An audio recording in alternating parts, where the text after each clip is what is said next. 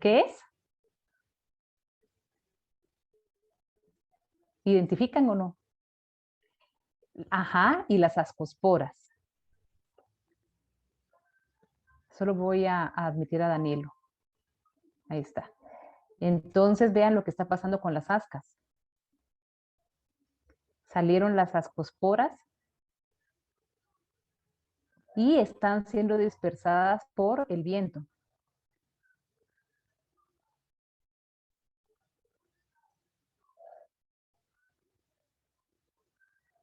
Llegan al tejido vegetal.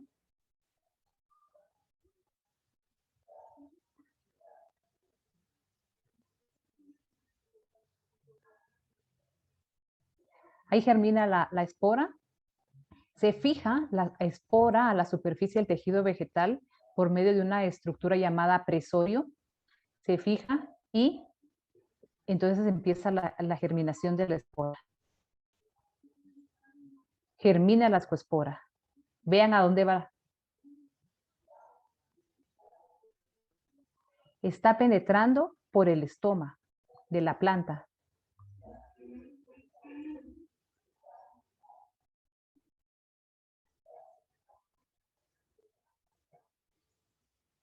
Luego van a empezar los síntomas.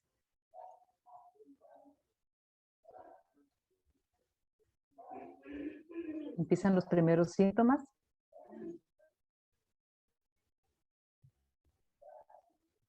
Las células dice que colapsan porque necesita de fotosíntesis y la fotosíntesis fue destruida.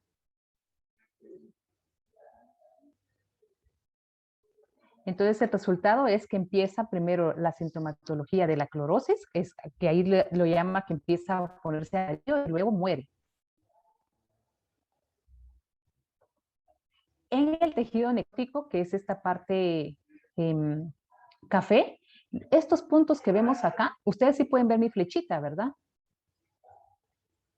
Sí, genial. Ah, muy bien. Estos puntitos que vemos acá, se recuerdan que yo les dije que nosotros podemos ver estructuras del hongo.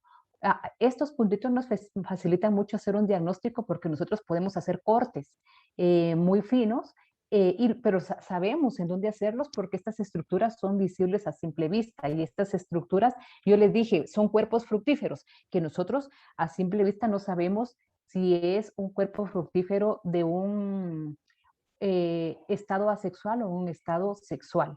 En este caso, ya el video está diciendo que es un picnidio, o sea, un estado asexual.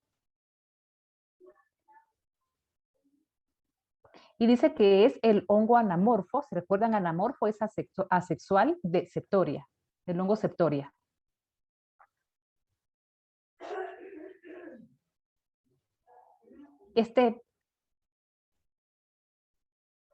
Entonces es hidratado por el agua.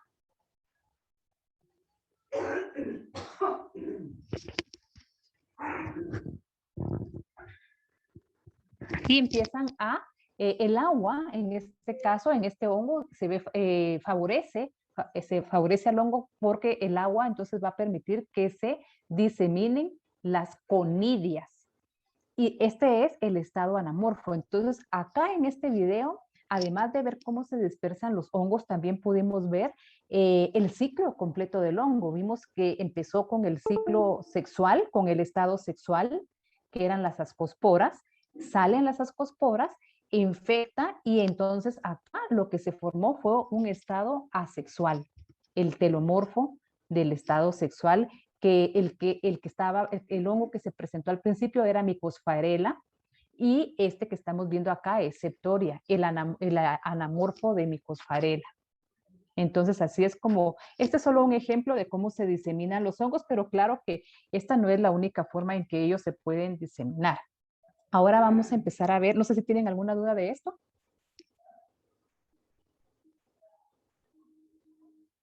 ¿No? Ahora vamos a empezar a ver bacterias y en bacterias yo tengo una diapositiva que habla de la diseminación y ahí pero esa diapositiva también encaja en la diseminación de hongos y ahí la vamos a ver cómo se pueden diseminar. Entonces, me dan un segundo, voy a compartir la presentación.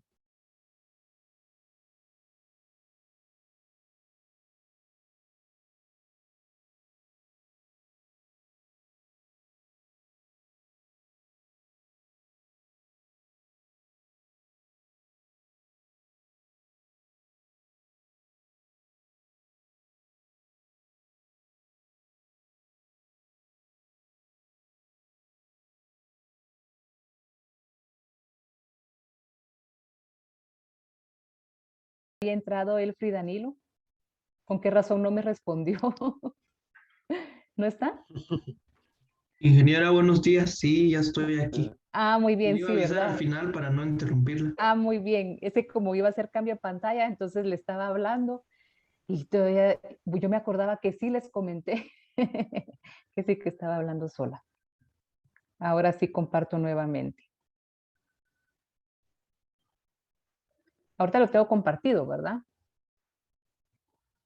Ah, ya, perfecto. Sí, ingeniera.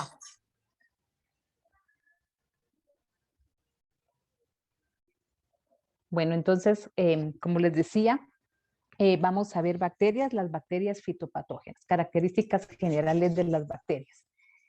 Ya de esto habíamos hablado un poquito de la diferencia entre las células eucariotas y procariotas. ¿Qué dijimos? Principalmente el núcleo verdadero, ¿verdad? O la pared del núcleo en las eucariotas, que entonces me permite definir bien el núcleo y la ausencia de esa pared donde el núcleo está disperso. Esa es la principal diferencia entre ellos. El material nuclear entonces está libre en las procariotas y en las eucariotas está rodeado de una membrana con material genético, presentan las mitocondrias, los cloroplastos, la pared celular compuesta. Aquí ubicamos a los hongos, ¿verdad? Pero en el caso de las bacterias son entonces, están ubicadas acá en el grupo de las procariotas.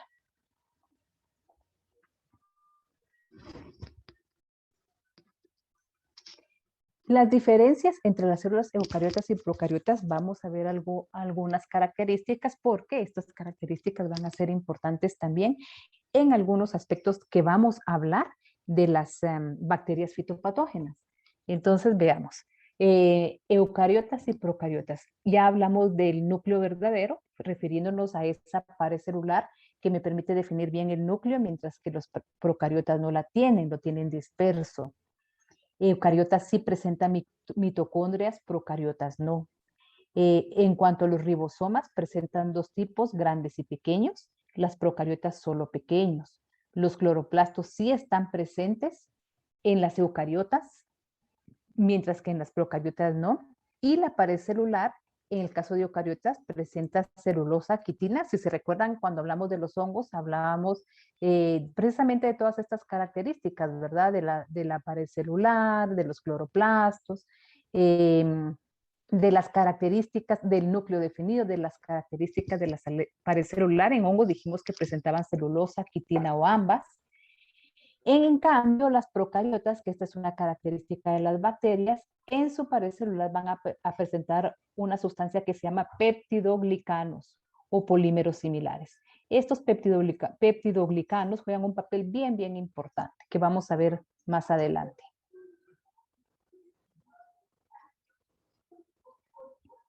Veamos entonces algunos aspectos de las bacterias en general. Ellas tienen la capacidad, como en el caso de los hongos también, de poder ocasionar enfermedades, por ejemplo, al hombre. Nosotros vimos dos ejemplos bien importantes en cuanto a enfermedades con el hombre y los animales cuando vimos los postulados de Koch. Si se recuerdan, vimos que él estudió una bacteria que es la causante de la tuberculosis. Y él mismo también hizo un estudio cuando observaba a los animales enfermarse, que era una bacteria que es el antrax. En el caso de las bacterias, esto es solo un ejemplo de la cantidad de enfermedades que las bacterias pueden ocasionar tanto en hombres como en animales. En bacterias fitopatógenas, pues también hay bacterias, como su nombre lo dice, que tienen la capacidad de ocasionar una enfermedad en las plantas. Entonces, hay más de 1.600 especies, pero muchas de ellas son saprófitas, que en algún momento pueden ocasionar enfermedades a las plantas.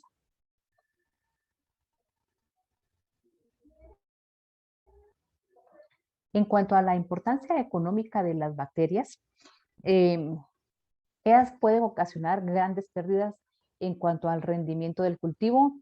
Esta importancia económica está muy relacionada con otras enfermedades, ¿verdad? Como hongos, algún virus, nematodos, aumentan el costo de producción, lo aumentan porque es necesario implementar técnicas de manejo y control, entonces pues hay más que invertir ahí y en algunos casos nos ocasionan pérdidas de cultivo o en el peor de los casos un impacto en una región cuando esta no se maneja a tiempo o con un manejo oportuno y, y certero, ¿verdad? Para poder contrarrestar el efecto de ellas. Características entonces de las bacterias. Ellos son organismos procariotes, ya lo dijimos, unicelulares. En la pared celular de ellos presentan una sustancia que son los peptidoglicanos. Es una sustancia que es bien importante porque es empleada para como punto de partida de la clasificación de las bacterias. Digámoslo así, de los niveles más generales, el peptidoglicano juega un papel bien importante para la clasificación taxonómica de las bacterias. Por acá partimos. Entonces, en el interior de la pared celular tenemos protoplastos. Ellos se caracterizan porque no tienen pared celular, ya ellos en sí. Presentan membrana interna con citoplasma y polisacáridos. Presentan un cromosoma constituido por ADN. Presentan plásmidos y flagelos que vamos a ver a continuación.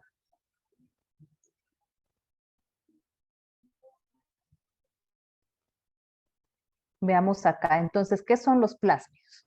Los plásmidos dice que posee toda la información para codificar funciones como la resistencia a antibióticos, metales pesados y virulencia.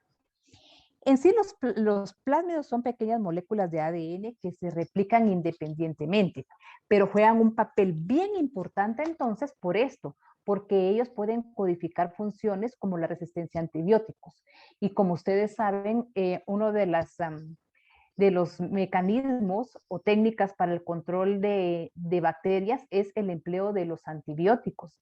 Y si ellas pueden codificar y desarrollar esa resistencia, entonces pues ya estos productos que pues llevan tiempo, el estudio para poder implementarlos para el manejo de las bacterias, pues ya no van a servir. Entonces, el plásmido juega un papel muy, muy importante para ellas, para defenderse y desde nuestro punto de vista, pues también porque nos dificulta, digámoslo así, el control de ellas si no sabemos manejar bien estos antibióticos. El mal uso del antibiótico favorece a los plásmidos para que ellos puedan generar la resistencia. Metales pesados, que serían otros químicos, y virulencia, ¿se recuerdan? Esa capacidad de infección que que en este caso tiene la bacteria, también es manejada a través de los plásmidos. Otra estructura, por ejemplo, estos pelitos que vemos aquí alrededor, esos se llaman pilis. No son flagelos, los flagelos los vamos a ver más adelante. Este que es largo, este es un flagelo. Estos cortitos, cortitos son pilis. Estos son apéndices pilosos, que son más cortos y tienden a ser más rectos que los flagelos. Los flagelos tienen el mismo largo, también lo hace más, como con más movimiento, ¿verdad? Más curvo. Entonces estos pili son un poquito, sí tienen sus curvitas, pero tienden a ser más rectos y más cortos. Son muy finos y delgados. Ellos están compuestos por una proteína llamada pilina.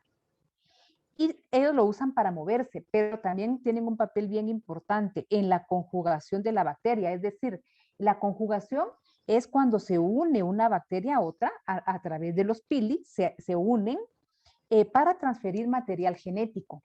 Ellas pueden unirse y transmitir material genético una a otra. Y supongamos que en su material genético una es muy virulenta y se lo transmite a la otra, pues ya la otra va a tener más virulencia. Entonces, los pilis juegan este papel bien, bien importante en la conjugación. Ahora veamos acá. Ingeniera, Sí, dígame. disculpe, ¿cómo se llamaba la proteína por la que están formados? Pilina. Gracias. Bueno, había regresado, pero ya vi que ya solo esa era la duda. Entonces, acá tenemos los flagelos. Entonces, los flagelos, pues como ya dijimos, son más largos, son estructuras que le dan movimiento a las bacterias. principalmente en el agua o al infectar una planta. Los flagelos pueden estar presentes o ausentes, aunque la mayoría presentan flagelos. Y el número de flagelos es variado. Pueden presentar un solo flagelo, pueden presentar un flagelo en cada extremo, un grupo de flagelos en un extremo o totalmente, la bacteria totalmente rodeada de flagelos. Sí, dígame.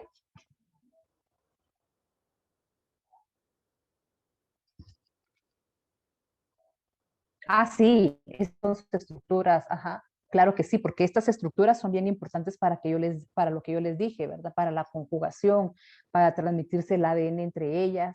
Entonces, son dos funciones totalmente distintas. Incluso, si ustedes pueden ver en la diapositiva anterior, ella tenía pili y flagelo. No sé si lo notaron. Acá en este dibujo, en este esquema, este es el flagelo. Son independientes uno al otro en cuanto a su funcionamiento. Entonces el pili siempre va a estar. Y los flagelos pueden estar presentes o ausentes, aunque la mayoría tiene flagelos y los podemos encontrar en toda esta diversidad de números y posición. En cuanto a la característica morfológica de las bacterias, yo creo que muchos de ustedes ya los han escuchado. Por ejemplo, los que tienen forma de bastón se llaman bacilos o bacilos. Las formas esféricas se llaman coco o cocos. Las de elipse, espirilos. Esta es como una hélice, como una elipse. Como hélice. Espirilos en forma de vibros, que son estas, que son forma de, en realidad forma de coma son los vibros, y las filamentosas, que son estas.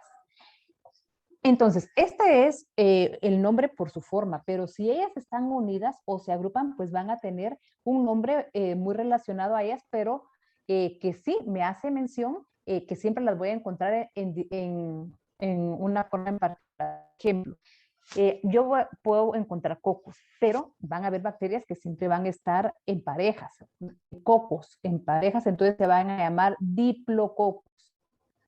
Si están así en ramita, digámoslo así, o en una cadenita, estreptococos. Por ejemplo, acá en grupos, estafilococos. Acá en cadenita, estreptobacillus. Esto también es importante porque, por ejemplo, yo veo y yo describo, ¿verdad? Estoy viendo unos cocos. Pero si siempre están en parejas, entonces la persona puede pensar que es esto, y en realidad son diplococos. O si están en cadenas, yo voy a ver varias cadenitas, así como esta, varias, no sueltos, entonces van a ser estreptococos. Entonces es otra forma en que estas pueden ser clasificadas.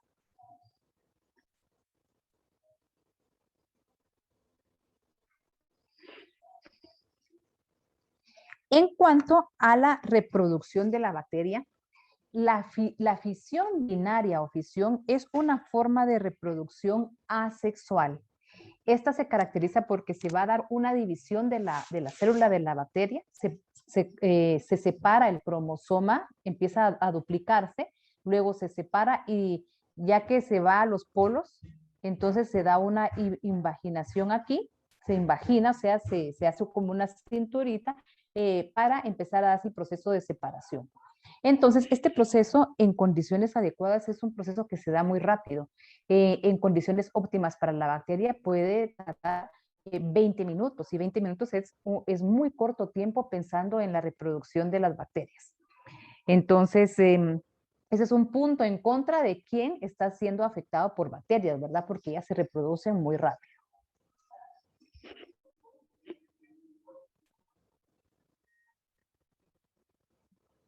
En cuanto a la ecología de las bacterias, ellos son parásitos en las plantas cuando hablamos de las fitopatógenas, pero también pueden ser saprófitas. Se recuerdan que en los hongos también lo dijimos, que en algún momento van a haber algunos hongos que van a ser parásitos obligados y en otros que ellos pueden ser parásitos en alguna fase de su ciclo y en otra fase pueden ser saprófitos. Y lo mismo sucede con las bacterias, entonces son los que son llamados saprófitos facultativos. Y los parásitos obligados, aquí tenemos un ejemplo, algunas bacterias limitadas al xilema, como son las bacterias fastidiosas, así se les conoce. Otro parásito obligado son los moliculetes. Ellas son pues más pequeñas. Dentro de ellas tenemos a los espiroplasmas y los fitoplasmas. Aquí hay una información bien, la voy a explicar para que lo tengan claro. Moliculete dice que es un grupo monofilético con las bacterias gram positiva. Moliculete no es una bacteria gram positiva. Pero grupo monofilético quiere decir que genéticamente, evolutivamente, viene de un ancestro común, de un mismo ancestro común con la gram positiva y este grupo llamado moliculetes. A esto se refiere esta oración que está acá.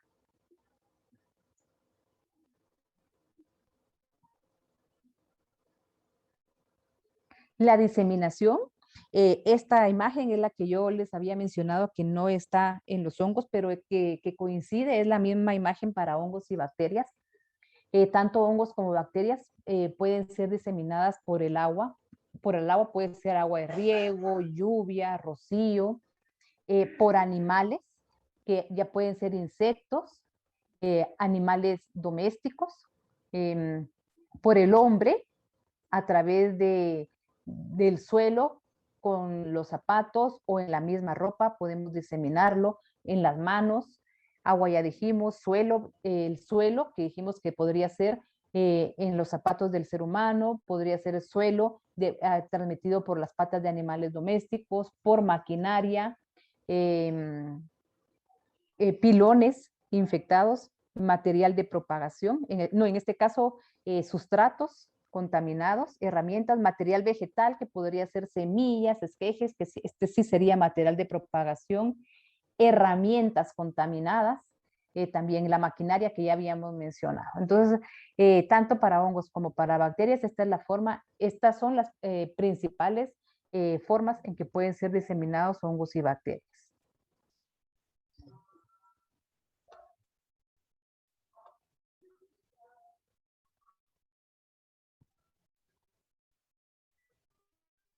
Bueno, ¿me escuchan, verdad?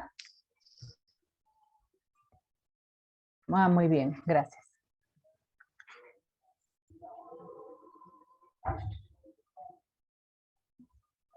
Bueno, entonces, como les decía, entonces características fitopatógenas de las bacterias. Una de las características importantes que ya habíamos mencionado, no solo para las bacterias fitopatógenas, sino que otras bacterias causantes de enfermedades en organismos vivos, como el ser humano o los animales, es que ellas tienen una rápida multiplicación. Ya habíamos mencionado que en condiciones favorables, el periodo de multiplicación asexual, solo voy a poner el puntero, es de 20 minutos, hasta 20 minutos, entonces es un tiempo bastante corto. Esa capacidad de infección, ellas también dependiendo de su virulencia, así va a ser entonces su capacidad de infección rápida. Y otro aspecto que también ya habíamos mencionado es que la mayoría pueden sobrevivir en el suelo, semillas y otros materiales vegetales que nos puede resultar, si no hacemos un buen manejo de esto, pues mucho más difícil de tener un manejo preventivo y manejo de control de las mismas.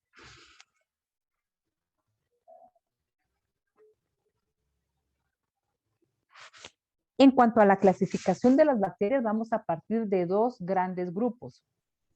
El famoso grupo gram positivo y gram negativo. Para esta clasificación se toma en cuenta la característica de la pared celular, de los peptidoglicanos que ya habíamos mencionado desde el principio.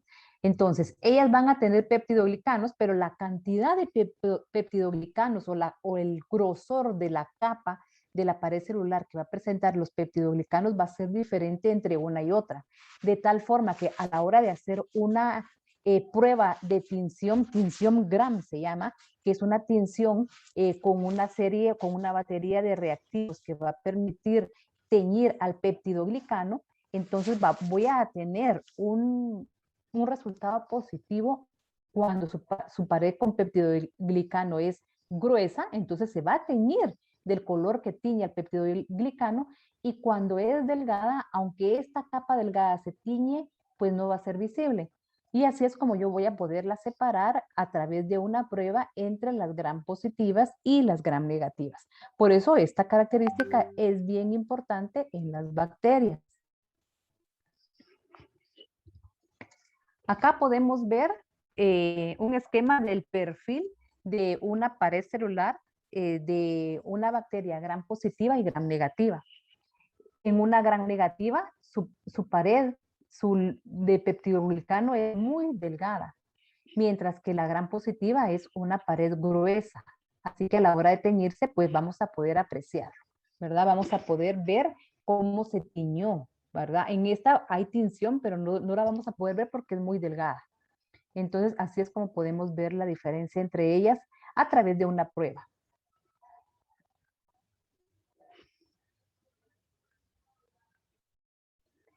Entonces, por ejemplo, la tinción, acá tenemos una bacteria gram positiva y una gram negativa.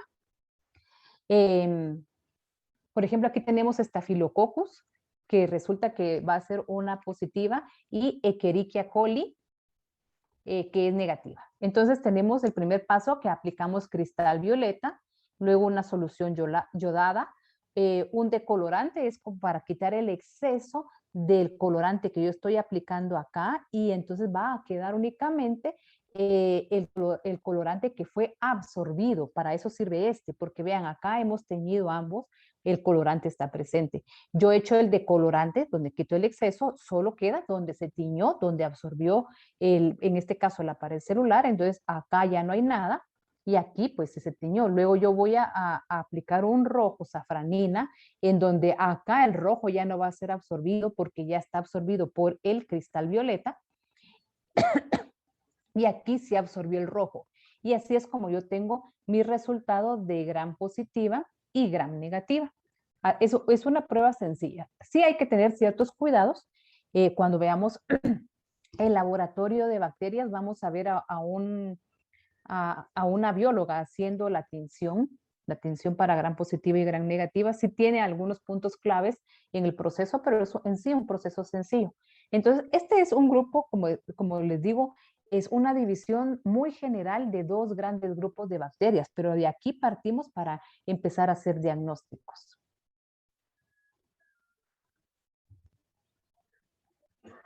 Entonces, veamos la clasificación de las bacterias. Existen dos sistemas de clasificación, el fenetista, que está basado en similitudes globales o similitudes en cuanto a las características de ellas, similitudes como cuáles, morfológicas, serológicas, bioquímicas, fisiológicas y de patogenicidad. Y el cladista, que hace referencia a la comparación de secuencias de ADN que nos permite compararlas y qué tan cercana evolutivamente están unas con otras.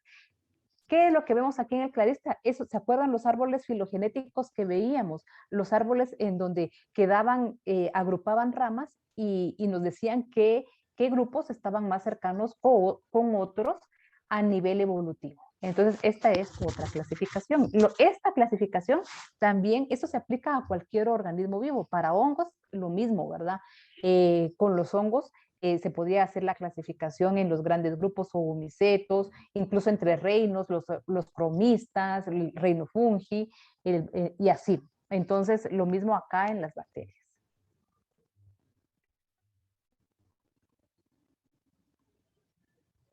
Entonces, veamos la clasificación taxonómica de las bacterias.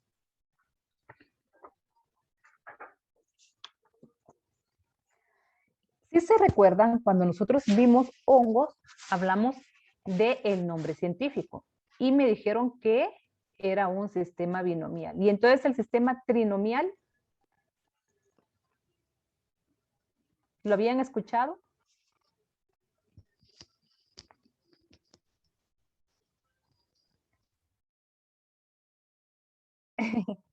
Exactamente, exactamente. Entonces, en hongos también puede aparecer un sistema trinomial en algún momento. En bacterias es muy común emplearlo, en donde va el género, la especie o el epíteto específico en realidad, ¿verdad? Y algo más. Acá en este ejemplo yo puse patovar, pero no necesariamente va a ser un patovar, puede ser otros que vamos a ver más adelante, pero va a llevar género, epíteto específico y el patovar o bien otro. Veamos entonces quiénes pueden ser, porque el género lo tenemos claro, ¿verdad? El epíteto específico también. Entonces, ¿quiénes van a ocupar este tercer lugar en un sistema trinomial? Como les digo, en hongos de repente también pudiéramos encontrar algo por ahí, pero es más común en bacterias. Por ejemplo, el patovar. El patovar dice que son las bacterias de la misma especie, digamos que acá vienen la misma bacteria, el género y epíteto específico, que se diferencian en la capacidad de infectar al hospedero. Y aquí tenemos un ejemplo. Tenemos Xanthomona campestris, Patovar campestris, y Xanthomona campestris, Patovar carotae.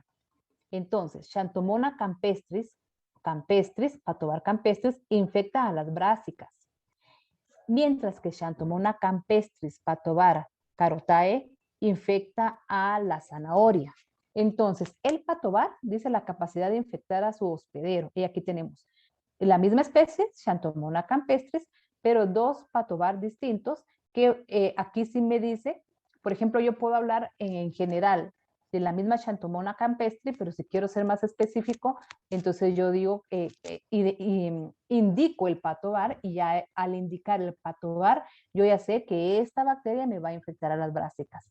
O si indico este patovar, pues ya sé que va a afectar a las zanahorias.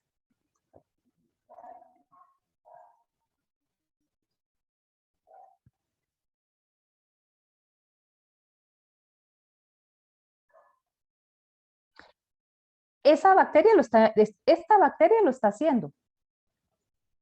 Esta bacteria lo está haciendo, si usted se da cuenta, es la misma especie, pero presenta algunas características en particular que ya la divide en un subgrupo, que es el patovar, pero es la misma especie. Y también, así como los hongos, que creo que lo mencionamos, van a haber hongos, van a haber bacterias que van a tener un muy amplio de hospederos a quien ellas puedan afectar y otras que van a ser muy específicas, que van a tener una relación muy directa con un pequeño grupo de hospederos, ¿verdad? Que podría ser una familia botánica. O menos, ¿verdad? Puede ser solo un género, puede tener un grupo muy pequeño. Luego vimos patovar, ahora veamos subespecie. Entonces sería género, epíteto específico y puedo mencionar la subespecie. ¿Qué me va a indicar la subespecie? Que va a ser la misma especie que diferencia características nutricionales o fisiológicas. Por ejemplo, esta Erwinia carotobora, subespecie atroséptica, y Erwinia carotobora, subespecie carotobora. Se diferencia en la producción de enzimas específicas y por el crecimiento a distintas temperaturas. Entonces, yo lo mismo, ¿verdad? Yo puedo hablar de una misma Erwinia carotobora, pero si yo hago un estudio más detallado, puede ser que, ¿qué será que quién me está afectando, por ejemplo, a ciertas condiciones climáticas? Acá yo puedo encontrar diferencias entre ellas, no entre hospederos, sino que en condiciones climáticas. Entonces, la subespecie que me puede estar afectando a ciertos rangos de temperatura y aquí a otros rangos de temperatura. O en producción de enzimas específicas. Dice, pero esto sí ya sería propio de ellas, ¿verdad? Fisiológicamente, ¿qué enzimas producen ellas? Pero en tema de manejo, sería el tema de temperatura. Si encontramos raza, es lo mismo que patovar, es sinónimo de patovar. Veamos cepa. Por ejemplo, aquí Rastonian solanacearum raza 3. Aquí viene el ejemplo con los hongos, ¿se recuerdan? Con los hongos, por ejemplo, yo creo que sí platicamos un poquito de Fusarium oxysporum. ¿Se recuerdan el mal de Panamá? Yo les hablé, cuando les platiqué un poquito del mal de Panamá, yo les platiqué que inicialmente era raza 1, el mal de Panamá, el Fusarium obscurum que se presentó hace muchos años, que lo lograron contrarrestar empleando nuevas variedades de musáceas, principalmente en banano. Que es el que actualmente, la variedad de banano que actualmente están manejando, que es el Cavendish. Pero ahora surge un nuevo Fusarium oxysporum, que es Fusarium oxysporum raza 4 tropical. Entonces, también estamos hablando de tres componentes en su nombre, ¿verdad? ¿Por qué? Porque raza 4 es otra raza, es una variante, pero que esta, a diferencia de raza 1 no afecta a Cavendish. Y raza 4 sí afecta a Cavendish. Entonces, acá afecta dependiendo al hospedero. ¿Se acuerdan? Lo mismo lo dijimos en el ejemplo de las bacterias. Bueno, y sepa, aislamiento de una especie definida por su agresividad o virulencia. O sea, qué tan agresiva, qué tan dañina es. O sea, yo tengo la enfermedad, pero aquí yo les puse la virulencia, esa severidad. Yo les puse el ejemplo de las gripes. A veces nos da una gripe tan liviana, es poco virulenta, ¿verdad? Y es una gripe que casi que nos tira a la cama, fiebre, mucho malestar, nos duró 15 días, una gripe muy virulenta. Entonces, ¿cómo voy a identificar esa virulencia? A través de una cepa. Después voy a leer esto, y biobar, que es el aislamiento de una especie distinguidos por las propiedades bioquímicas o fisiológicas especiales. O sea, esto ya habla de las características propias de la bacteria en sus propiedades bioquímicas y fisiológicas. Hablamos de biobar, que esto se emplea un poquito menos. Por ejemplo, Ralstonia solanacearum biobar 2, el biobar 2, entonces yo ya investigo qué es, y se refiere a que ciertos compuestos bioquímicos propios de las características bioquímicas y fisiológicas propias de este grupo, ¿verdad? Y esta, por ejemplo, esta no la he leído. Aquí dice Ralstonia solanacearum cepas R3BV2, que significa raza 3 biobar 2. Aquí me está dando, por así decirlo, características completas de estas, ¿verdad? Me está dando raza y biobar. Ralstonia solanacearum cepas R3, raza 3 biobar 2. Así es como se lee. Esto solo para que ya se me fueron un montón de diapositivas. Solo por si en algún momento ustedes están leyendo un artículo científico y se topan con esto, ya saben a qué se está refiriendo.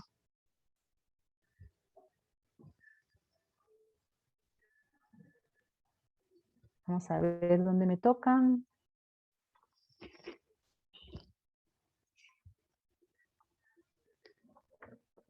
Aquí nos quedamos, ¿verdad?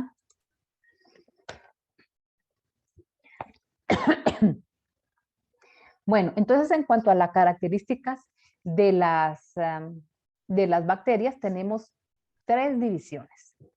Tenemos la división Gracilicutes, que son las gram negativas, Firmicutes, gram positiva. En realidad lo que más se utiliza son el grupo de las gram negativa, el grupo de las gram positiva, y las Tenericutes, estas ellas no están clasificadas ni gram positiva ni gram negativa. Ellas se caracterizan porque presentan una membrana celular sin pared celular. Permítame. Entonces, vamos a ver.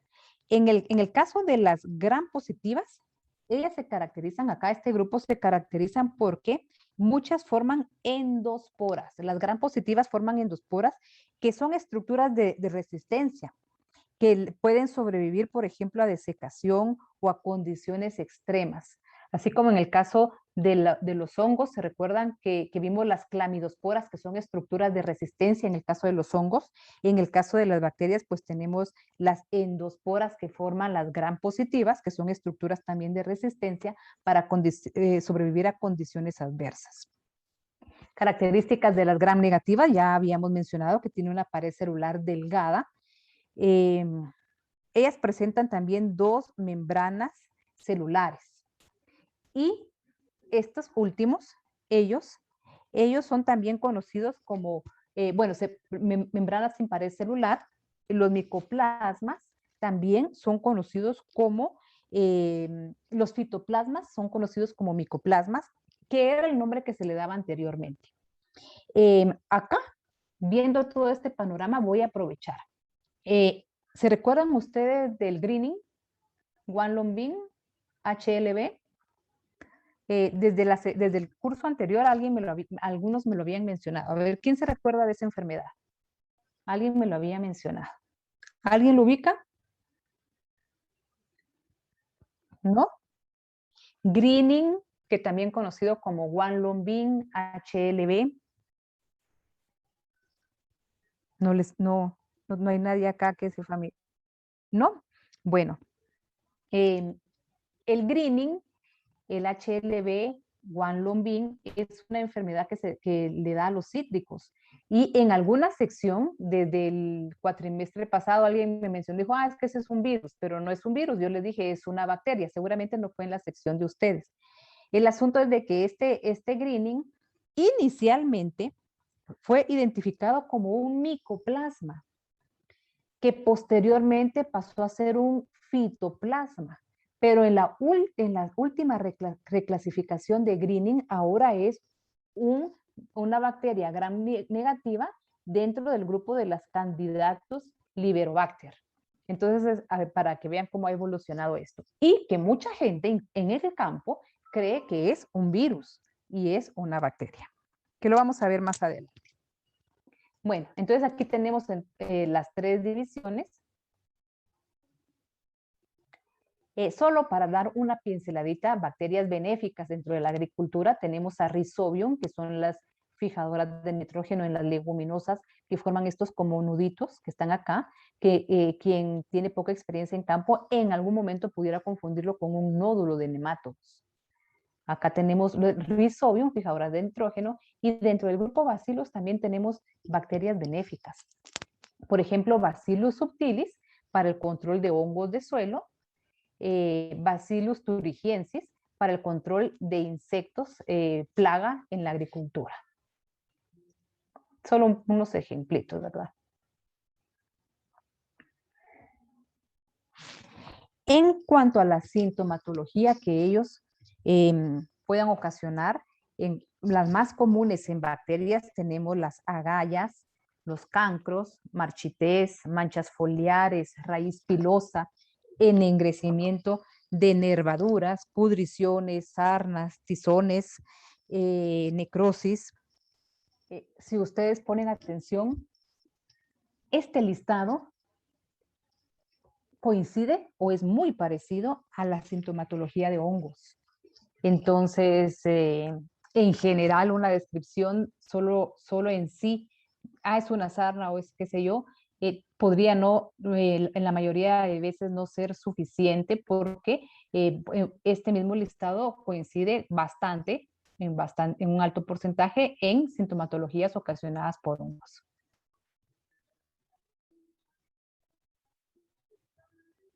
Aquí tenemos algunas sintomatologías relacionadas al grupo de bacterias, por ejemplo, Agrobacterium. Agrobacterium se caracteriza por la formación de agallas, Clavibacter, pudriciones, cancros, manchas, Erwinia, tizones, marchitez, pudriciones blandas, muy común en Erwinia.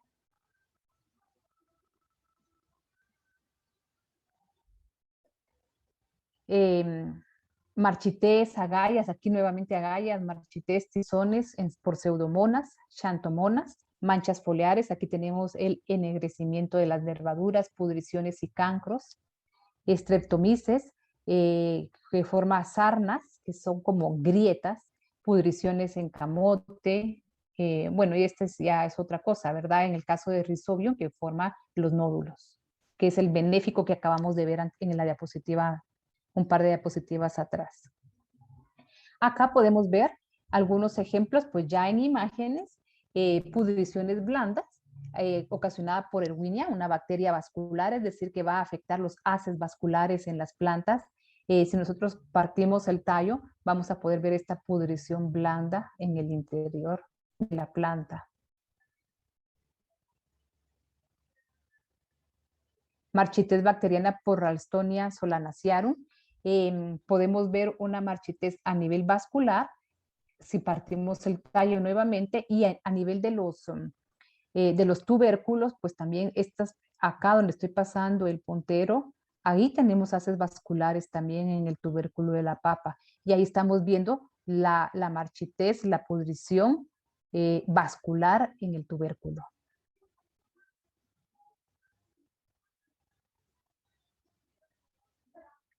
Nuevamente marchitez vascular a nivel de tallo, en lugar de hacer un corte transversal, es decir, aquí a lo largo, no, perdón, en lugar de hacer un corte longitudinal a lo largo del tallo, hacemos un corte transversal como este que está acá.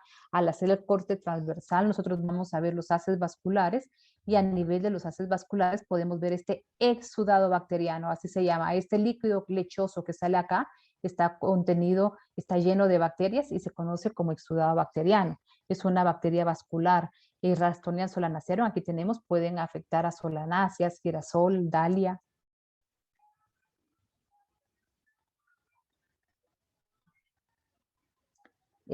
Aquí tenemos una famosa prueba, una prueba muy, muy sencilla que nos sirve para las bacterias vasculares, que es la prueba del flujo bacteriano.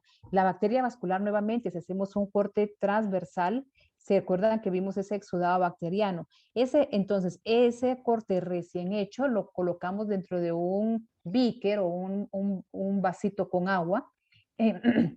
Perdón, vamos a poder ver que sale manchitas blanquitas que ven acá.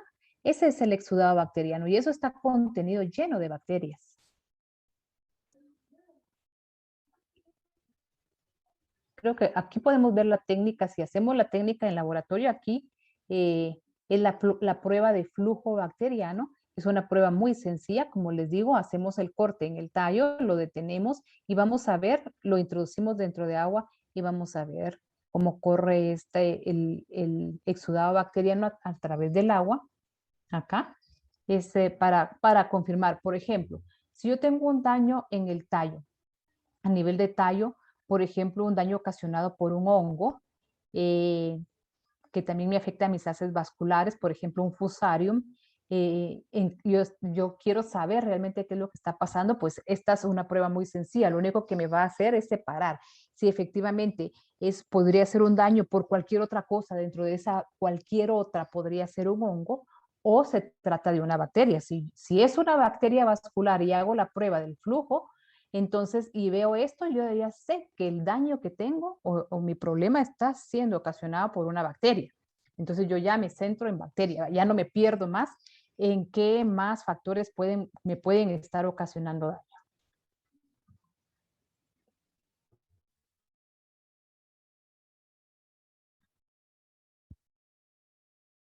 No, no, porque estas son bacterias vasculares, entonces ellas van a estar en los haces vasculares.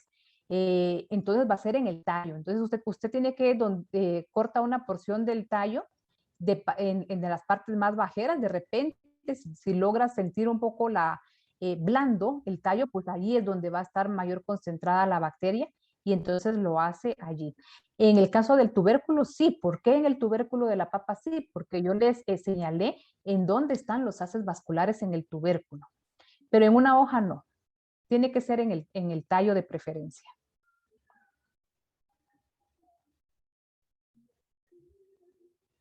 Aquí tenemos nuevamente sintomatología de marchitez bacteriana, daños vasculares, bacterias vasculares.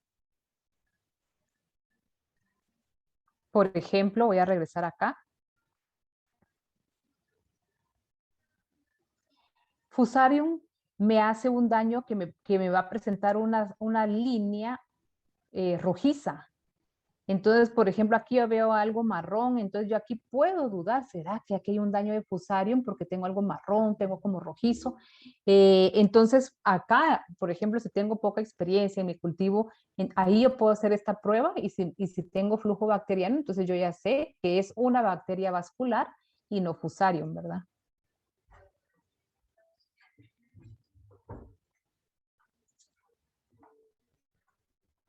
Marchitez de la planta, pero es una marchitez En este caso, recordemos, ya habíamos mencionado, acá no sabemos qué puede estar pasando viéndolo a simple vista. ¿Qué sucede acá? ¿Será que tengo algún problema en el suelo de nemátodos, hongos, como por ejemplo Fusarium, o es un daño bacteriano? Tendría que hacer una inspección, ver los tallos, ver sintomatología, ¿verdad? Para poder ir descartando e ir como que aterrizando a qué es lo que está pasando acá. Pero a simple vista yo no sé si es Fusarium, así viéndolo ahí, no sé si es Fusarium o son bacterias. Ralstonia solanacearum, en las yemas laterales del tubérculo, también va a sacar un exudado bacteriano. Así que si yo extraigo papa, el tubérculo del suelo, es muy probable que acá quede adherido suelo, porque aquí hay humedad. Entonces yo sacudo, limpio, y aquí está adherido porque hay exudado bacteriano en las yemas laterales.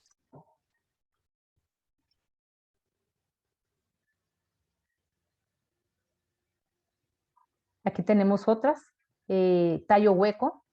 Acá lo que sucede es que se va perdiendo tejido vascular y va quedando como un vacío acá. Por eso se llama tallo hueco. Afecta chile, tomate y crisantemo, Pseudomonas corrugata. La parte exterior del tallo se va a ver como arrugado, como que va a tener, sí, como arrugas o alguna pequeña malformación de arrugas en la parte exterior del tallo, y la parte interior es un tallo hueco, Pseudomonas corrugata.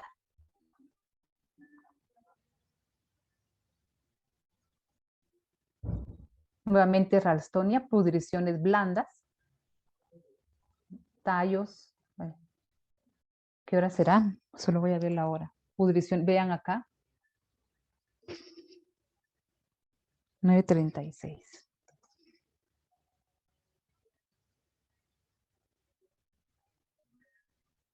Aquí tenemos Pseudomonas syringae, la famosa peca bacteriana. ¿Se recuerdan que yo les había hablado de pequeñas manchitas a nivel del área foliar? No solo en el área foliar podemos verlo en frutos, pero estas pequeñas manchitas dispersas, que son muchas como que fueran pequitas, de ahí viene entonces su nombre común, peca bacteriana por Pseudomonas. Acá la tenemos en frutos, también daño en fruto.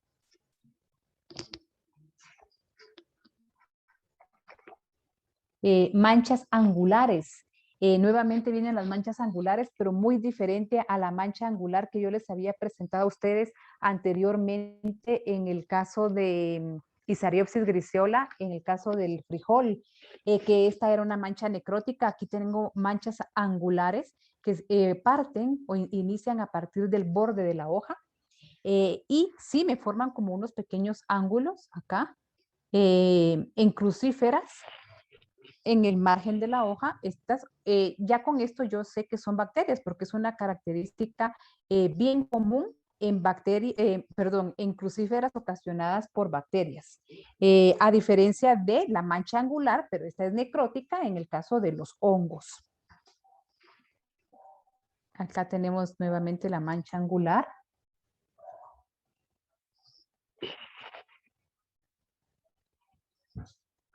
Esta no sé por qué la tengo acá, debería estar en otro lado, pero la voy a explicar. Aquí podemos ver, esta debería estar en la diseminación. Aquí podemos ver cómo se puede infectar una planta por bacterias. Aquí tenemos dos escenarios de la misma bacteria. Esta bacteria, tengo una planta enferma por una bacteria, y esta puede ser que el material vegetal, que en este caso es semilla, contenga la bacteria y sea la fuente de inóculo para la siguiente generación. O puede ser que esta bacteria también tiene la capacidad, además de permanecer en semilla, quedar en restos de cosecha, sobrevivir en materia orgánica en descomposición. Entonces, en cualquiera de las dos me va a dar lugar a una nueva fuente de contaminación. En el caso de restos de cosecha, puede ser a través del viento, la lluvia, salpicaduras. Si se utiliza un riego por aspersión, la salpicadura a través de ¿verdad? O a través de semilla. Entonces tenemos acá distintas formas de diseminación de la bacteria, que al final caemos a lo mismo, ¿verdad? Va a infectar la hoja, va a infectar el cultivo.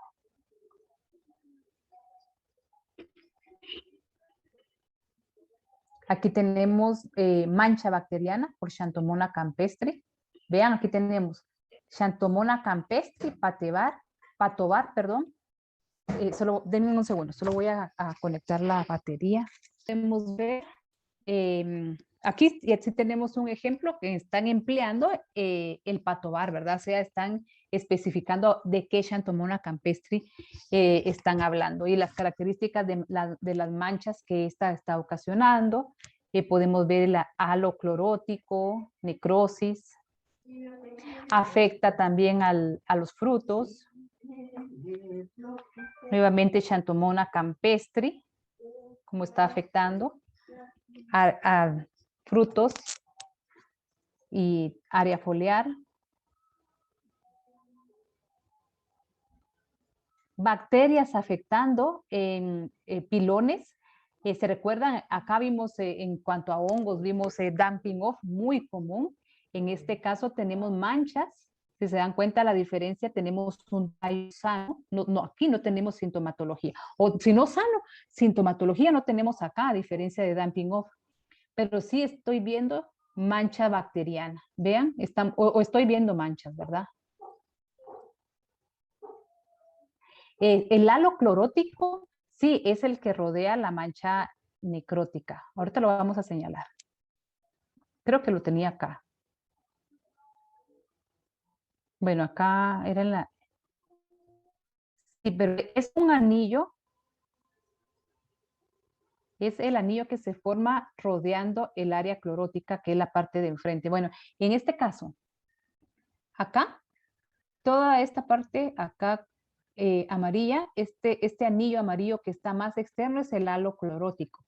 Ese halo clorótico se forma porque, ¿se recuerdan? La bacteria empieza a afectar acá en el centro, o sea, en el lugar donde cae, ¿verdad? Entonces, a partir de ahí ella se va extendiendo el área enferma y esa área enferma va pasando, el proceso de muerte empieza con clorosis y termina en necrosis. Entonces, acá ya tengo tejido muerto necrótico, pero sigue afectando, la bacteria está viva y sigue afectando. Entonces ahora el proceso de muerte lo estoy viendo claramente en el anillo o halo clorótico, que sí efectivamente es como usted me dijo, el que está rodeando al tejido necrótico.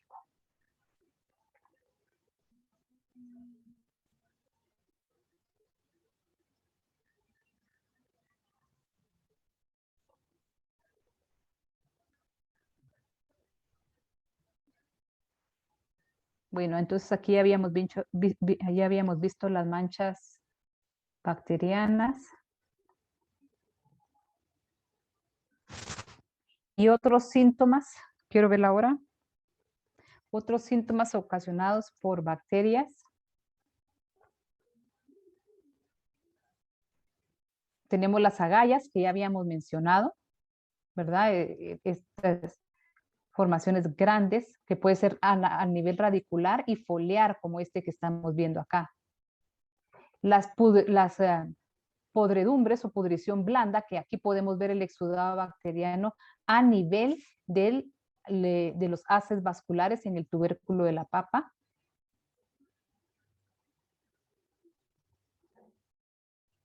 Marchitez vascular. Yo puedo ver una marchitez vascular, por ejemplo, en el tallo hueco o pudrición blanda.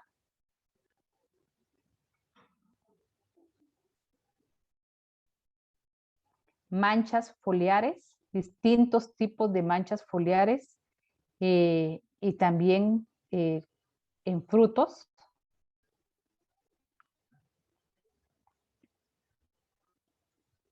Otras enfermedades bacterianas importantes. Candidatus liberibacter asiaticus. ¿Se recuerdan?